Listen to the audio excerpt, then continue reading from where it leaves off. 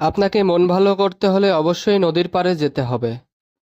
সারাদিন মনটা অনেক খারাপ ছিল, ভাবলাম একটু বাইরে ঘুরে আসি তাহলে মনটা ভালো হয়ে যাবে। যেই কথা সেই কাজ, রেডি হয়ে বের হয়ে গেলাম। রাস্তায় এসে দেখি কোনো রিক্সা নাই। অনেক খোঁজাখুঁজির পরে একটা রিক্সাওয়ালা মামাকে পেলাম। রিক্সায় উঠে পড়লাম।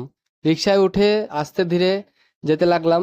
তারপরে ঈশ্বরদী রেলগেটে যেয়ে আবার আরেকটা রিক্সা চেঞ্জ করলাম। তারপরে আস্তে আস্তে পৌঁছে গেলাম পদ্মা নদীর পাড়ে। এই যে আপনারা দেখতে পাচ্ছেন কি সুন্দর ভিউ, মাশাল্লাহ অনেক সুন্দর একটা ভিউ। আপনারা মন ভালো করার জন্য অবশ্যই বাড়ির আশেপাশে কোনো নদী থাকলে নদীর পাড় থেকে ঘুরে আসবেন, দেখবেন মনটা অটোমেটিক ভালো হয়ে যাবে। অনেক সুন্দর একটা জায়গা।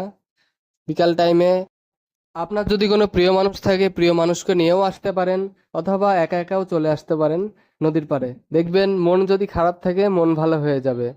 তারপরে নদীর স্বচ্ছ পানিতে একটু পা ভিজাইলাম, একটু হাঁটাহাঁটি করলাম, তারপরে ছবি তুললাম। ছবি তুলে অনেক সুন্দর ভিউ ভাই, কোটি টাকার ভিউ। আপনি কোটি টাকা দিয়েও এমন ভিউ পাবেন না। আল্লাহ তাআলার এত সুন্দর অপরূপ সৃষ্টি। তারপরে অনেকক্ষণ হাঁটাহাঁটি করলাম। হাঁটাহাঁটি করার পরে ছবি তুললাম। ছবি তুলে সন্ধ্যা হয়ে যাচ্ছে প্রায়, তাই নদীর ওই পারে আর যাওয়া হয়নি। নেক্সট টাইম যেদিন যাব সেদিন নদীর ওই পার থেকে নৌকায় করে ঘুরে আসব। আজ এই পর্যন্তই।